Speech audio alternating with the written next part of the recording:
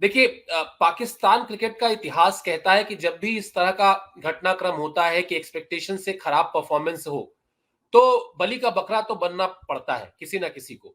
और एशियाई क्रिकेट में ये बहुत आम बात है। रीसेंट डेवलपमेंट जो है वो पहले सब्सक्राइबर्स को बता देते हैं कि इंजमाम उल हक ने वहां इस्तीफा दे दिया है। हालांकि उन्होंने ये कहा कि वो इस्तीफा इसलिए दे रहे हैं क्योंकि कॉन्फ्लिक्ट ऑफ इंटरेस्ट का मामला है। वो एक ऐसी कंपनी में जुड़े हुए हैं जो कंपनी प्लेयर्स के एंडोर्समेंट को देखती है। ऐसे में जो हितों के टकराव की बात होती है, कॉन्फ्लिक्ट ऑफ इंटरेस्ट की बात होती है, ये कहकर उन्होंने छोड़ा है। लेकिन ये भनक लगने लगी है मोहित, वहां पर क्या चल रहा है पीसीबी में और किस तरह अब एक एक करके आ, बलि का बकरा ही कहना चाहिए। आप एक एक करके उन लोगों को हटाएंगे जिन लोगों की वजह से आपको लगता है, यानी पीसीबी को लगता है कि ये वर्ल्ड कप खराब गया है। बिल्कुल, इंडिया की हार के बाद से जिस तरह से चीजें पाकिस्तान के लिए वर्ल्ड कप में बिगड़ी है, उसका असर बिल्कुल यही था। और अब तो यही हो गया है कि बाबर आजम को भी शायद पता है कि यार इसके बाद तो मैं कप्तानी करता हुआ नहीं दिख रहा हूँ, क्योंकि जिस तरह से पीसीबी में चीजें चल रही हैं।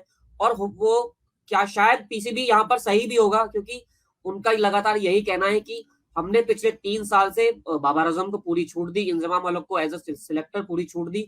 वो जिसे सिलेक्ट करना चाहे, जिसे खिलाना चाहे, लगातार वो उन्होंने प्रयोग भी किए। सरफराज को बाहर किया गया, बाकी प्लेयर्स को बाहर किया गया, नए प्लेयर्स को लाया गया, लगातार मौके दिए गए, कुछ प्लेयर्स को जबरन खिलाना पड़ रहा था। उसके बाद जो चीजें जिस तरह से बदली, Misbah ul Haq as a coach हटाए गए, बाहर से कोच लाया गया, इतनी सारी चीजें पीसीबी में लगातार हुई और ये सब कप्तान के कहने पर, सिलेक्टर्स के कहने पर हुई। तो ऐसे में अगर आप 4 साल से वर्ल्ड कप की तैयारी कर रहे थे और वर्ल्ड कप में जाकर आप इस तरह से परफॉर्म करेंगे, ना टीम अच्छा परफॉर्म कर पा रही है और ना ही बाबर आजम अच्छा परफॉर्म कर पा रहे हैं, तो शायद सवाल तो आपसे पूछे ही जाएंगे। क्योंकि अगर आप जिन चीजों के लिए लड़ रहे थे, जिन चीजों के लिए आपने बार बार ये चीजें उठाई थी, बातें की थी, अगर उसका रिजल्ट नहीं मिलेगा तो शायद बाबर आजम ही ऐसे पहले प्लेयर होंगे जिन पर कोई एक्शन लिया जाएगा। और सर मेरा एक ये सवाल यहाँ पर ये भी है कि जब आज बांग्लादेश के खिलाफ टीम, पाकिस्तानी टीम जा रही होगी, तो कैप्टन का क्या मैसेज होगा टीम के लिए? क्योंकि अब तो आपको पता है कि सारे प्लेयर्स डाउन है, टीम का मोरल पूरी तरह से डाउन है, और अभी अगर एक भी गलती हुई तो शायद आप पूरे टूर्नामेंट से बाहर हो जाएंगे। वो कैप्टन 2 मिनट का वो क्या जो मैसेज देना चाहेगा पूरी टीम को, इस माहौल के बीच, इस पॉइंट टेबल की सिचुएशन के बीच? मोहित वो देखिए, अब तो हिंदुस्तान में बच्चे बच्चे को वो इमरान खान का डायलॉग याद ही हो गया है कि सबसे पहले आपने घबराना नहीं है। तो जोक्स अगर मजाकिया लहजे में कहा जाए तब तो यही बात वो कहेंगे, लेकिन हाँ, इस बात को वो पूरी गंभीरता से कहेंगे। वो ये समझाएंगे कि अ, एशिया की जो टीमें हैं विश्व कप में, देखिए पहले जब विश्व कप होता था ना, तो एक एक चाहत होती थी कि चलो कोई एशियन टीम जीते, एशिया में क्रिकेट थोड़ा मजबूत हो।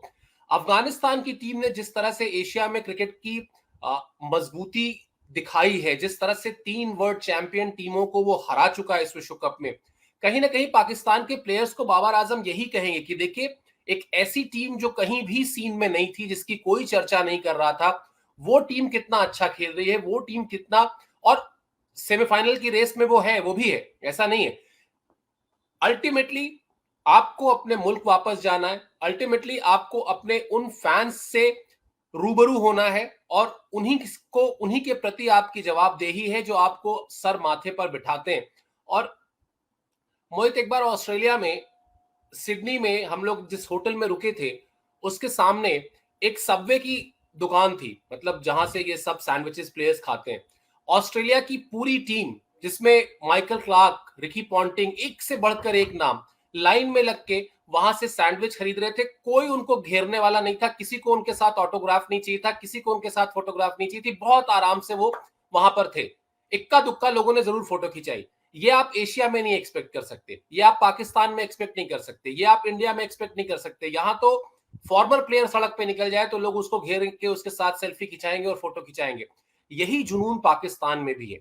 और अब बाबर आजम को अपने प्लेयर्स को यही समझाना है कि उस जुनून को बने रहने दो, वो जो प्लेयर्स का प्यार है, भरोसा है, वो बना रहने दो।